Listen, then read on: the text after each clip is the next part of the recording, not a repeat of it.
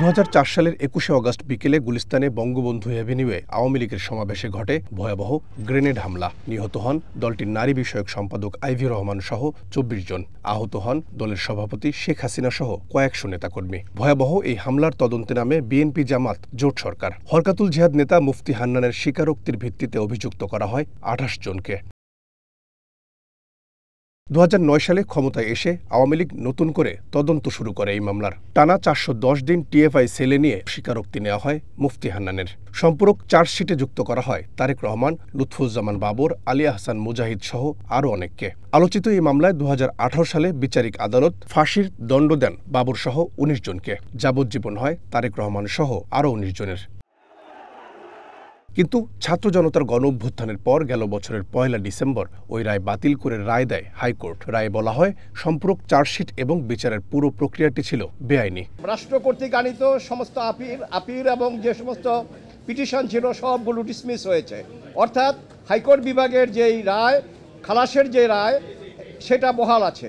কাজেই আমি বলবো যে আমি গর্ব অনুভব করি আমার সুপ্রিম কোর্ট নিয়ে, আমার হাইকোর্ট বিভাগ এবং আমার অ্যাপেলেট ডিভিশন নিয়ে, যে এখানে ন্যায়ের দণ্ড, এই ন্যায়ের দণ্ড, ন্যায়ের মানদণ্ড আজকে আবার তারা উঁচু করে ধরলেন। জবানবন্দিগুলো আদায় করার আগে কোনো ম্যাজিস্ট্রেটের আদেশে তাদেরকে পুলিশ কাস্টাডিতে নেওয়া হয়নি। তাদেরকে নেওয়া হয়েছিল টিএফআই সেলে, টাস্ক ফোর্স ইন্টেলিজেন্সে, কোনো আইনি স্যাংশন করা ছাড়াই, কোনো বিচারিক আদেশ ছাড়াই। আরেকটি বলেছেন একদিনে 3টা কনফেশন রেকর্ড করা হয়েছিল। একই ম্যাজিস্ট্রেট একদিনে 3টা কনফেশন রেকর্ড করেছেন, যা প্রতিটা কনফেশন 36 পৃষ্ঠার। আদালত সেটাও বলেছেন যে এটি আইন দ্বারা কখনো স্বীকৃত নয়। পরে হাইকোর্টের ওই রায়ের বিরুদ্ধে আপিল করে রাষ্ট্রপক্ষ।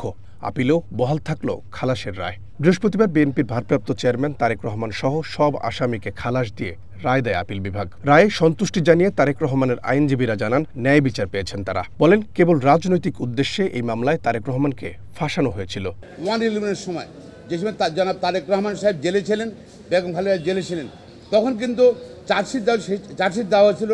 সেই চার্জশিট কিন্তু জনাব তারেক রহমান সাহেব নাম বা রাজনীতির নাম ছিল না। আওয়ামী লীগ ক্ষমতা আসার পরেই তখন তারা মামলার প্রকৃত বিচার থেকে তারা রাজনৈতিকভাবে চিন্তা করার পদ্ধতি হিসেবে চিন্তা করেছিল। যদি শেখ হাসিনা প্রকৃত অপরাধীদের বিচার চাইতেন, আইভি রহমানের বিচার চাইতেন, তাহলে হয়তো রাজনৈতিক জিঘাংসার বশবর্তী হয়ে জনাব তারেক রহমান সাহেবকে এই মামলায় অন্তর্ভুক্ত করতেন না। এদিকে পূর্ণাঙ্গ রায় হাতে পাওয়ার পর 21শে অগস্টের এই মামলায় রিভিউ করা হবে কিনা তার সিদ্ধান্ত নেওয়া হবে বলে জানায় সরকার পক্ষ। 164 যেটা করা হয়েছিল এটাতে কিন্তু ভলান্টারি ছিল না, তাকে অনেক টর্চারিং করার পরে করা হয়েছিল। এটাও তারা বিশ্বাস করছে যে এটা ঠিক করেনি। আর 342 আপনারা জানেন যে আসামি পক্ষ শেষে ট্রায়ালের শেষে 342-তে জিজ্ঞেস করে যে আপনার বক্তব্য কী। এটা করার সুযোগ তাকে দেওয়া হয়নি, এর আগেই তাকে ফাঁসি দেওয়া হয়েছে।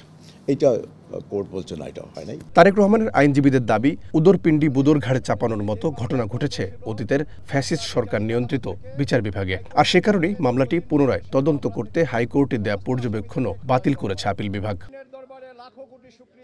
রহিম রুমন, ওয়ান নিউজ, ঢাকা।